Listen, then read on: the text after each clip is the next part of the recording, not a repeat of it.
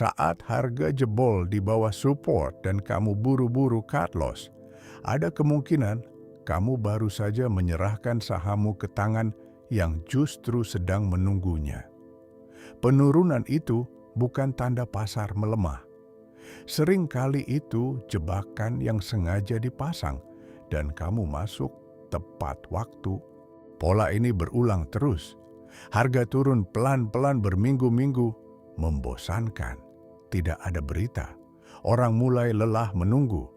Lalu satu hari harga menembus support, semua stop loss tersentuh, dan barang berpindah tangan dalam sehari.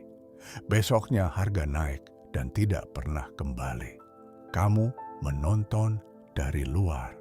Seorang pria bernama Richard Wyckoff memetakan pola ini 100 tahun lalu. Dia mulai bekerja di Wall Street pada umur 15 tahun, lalu mendirikan Magazine of Wall Street pada tahun 1907. Dia mempelajari cara kerja operator besar zaman itu, termasuk Jesse Livermore, sampai dia bisa menulis ulang taktik mereka menjadi sebuah metode. Kesimpulan Wyckoff sederhana dan tidak enak didengar. Seluruh permainan pasar bisa dianggap dikerjakan oleh satu tokoh. Dia menyebutnya composite man. Bukan orang sungguhan, tapi gabungan semua institusi besar yang perilakunya nyaris seragam. Dan kalau kamu tidak paham permainannya, kamu yang jadi bahan bakarnya. Kenapa mereka tidak bisa sembunyi? Karena uangnya terlalu besar. Institusi tidak bisa membeli 10 juta lot dalam satu klik tanpa membuat harga meledak. Mereka harus mencicil berminggu-minggu dan mereka butuh ada orang yang mau menjual. Orang itu kamu. Dan proses mencicil itu meninggalkan jejak di volume. Wyckoff membagi siklusnya jadi 4.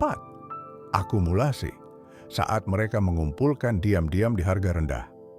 Markup, saat harga dilepas, naik. Distribusi, saat mereka membuang perlahan di harga tinggi, justru ketika beritanya paling ramai.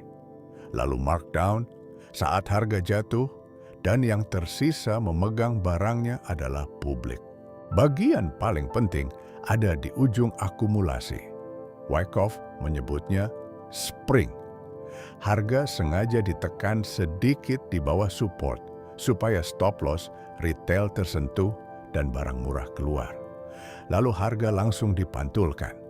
Kalau kamu pernah cut loss di titik terendah, lalu harga naik keesokan harinya, kamu bukan sedang sial. Kamu sedang dipanen. Cara membedakannya ada di salah satu hukum Wyckoff. Effort versus result. Volume adalah usahanya. Pergerakan harga adalah hasilnya.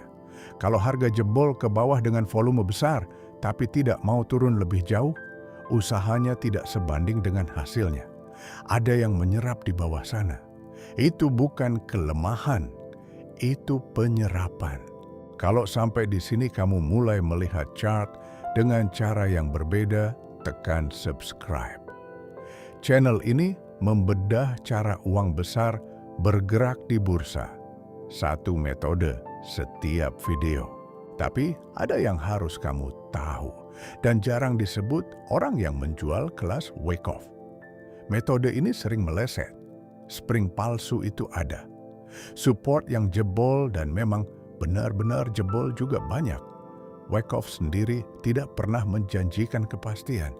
Yang dia janjikan cuman probabilitas yang lebih baik daripada menebak. Jadi, tugasmu bukan menghafal polanya, tapi berhenti bereaksi terhadap harga dan mulai bertanya siapa yang sedang menyerap di bawah sana.